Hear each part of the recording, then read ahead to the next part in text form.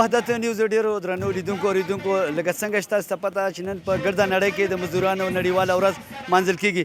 په دې سلسله کې لنډي کوتل بازار کې تورخم ځایي مزدوران د اعتراض په توګه راټول شوي.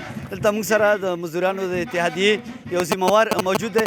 هغه سره به خبرې کوو، هغه نه به پوښتنې کوو چې تاسو ته څه مشکلات دي او څه غوښتنې لرئ. جی ډیره مننه مینوال شینواري صاحب. لکه څنګه چې په ټوله دنیا کې د مزدورانو نړیواله ورځ لمانځل کیږي، په دې نړیواله ورځ باندې دلته زموږ په لواړګي بازار باچا خان چوک کې یو مظاهره راغوښتې ده. که زموږ وګورو مینوال شینواري صاحب، دلته په تورخم کې مزدورانو ته ډېرې زیاتې ستونزې دي. مزدورانو سره په لاس کې 3 یا 2 کیلو شای افغانستان ته هم نه پرېږدي، افغانستان یې پاکستان ته هم نه راپرېږدي. که زموږ وګورو دا زموږ سره چې پاکستان کې کومې ادارې دي، که پولیس دي، که ایپسي ده، که کسټم دی، او که بیا افغانستان کې زموږ وګورو طالبان، هغه هم زموږ باندې ډېر زیات بندیزونه یې لګولي دي. موږ له اجازه نه راکوي چې زموږ دلته خپل کار ژوند وکړو. زموږ ډېر مجبوره یو. نن هم زموږ سړکونه بندوله، لارې هم بندولې. ملګرو مشوره وکړه چې دغه لپاره به بیا یو بل پلان جوړ کړو. اوس د مزدورانو عالمي ورځ ده، صرف خالي خپل غږ ټولې دنیا ته رسوو. نن یو مزدور په ټول پاکستان کې مناوږي. الان کې موږ سره تورخم کې چې کوم ظلم شي، کاغه کسټم نه، کاغه پولیس ته، کاغه امیګریشن عمله، کاغه ایپسي، تمام دغه 4-5 ادارې دا موږ سره مطلب دا چې ډېر ظلم کا چې یو نخلا شو بل نخلا شو بل، او بیا تشدد را باندې کدي پورې چې دلته د مزدورانو کې داسې خلک وسولیار دي چې لاس یې ماته، ملا یې ماته، پښې یې ماتې دي. داسې خلک نو د دې شي موږ هر وخت مزاحمت کوو، خو لکه چارواکي یا څاغه نه اخلي، اکشن نه اخلي. دا ډیره د افسوس خبره ده.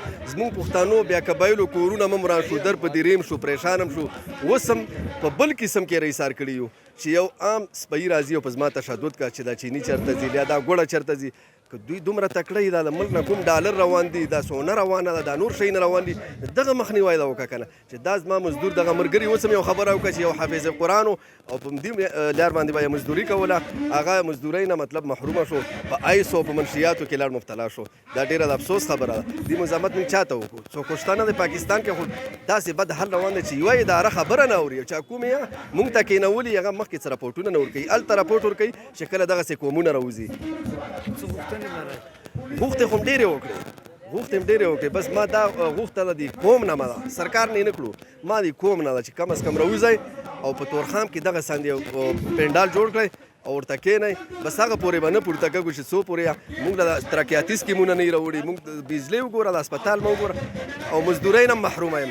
دغه بچي چې څومره راوځي دا پلار سره ورځي مزدوري کا، څه وجې کا چې پلار 2,000 روپۍ وګټي، هغه کور په دې ګرانۍ کې کور وساتي که بچی وساتي. نو سکول د تعلیم نه محرومه شو، د مدرسې نه محرومه شو، الټه لوپرۍ ته روان یو چې بیا دهشتګرد شئ او بیا بمبونه ږدئ او بیا غواګانې کوي. دغه ته مطلب دی چې دا کوم مجبوروي. ګرانو خبرې واورېدې. زموږ د خیبر سیمه چې ده، دلته نه کومه د زراعت کومه ذریعه شته، نه دلته کومې کارخانې شته.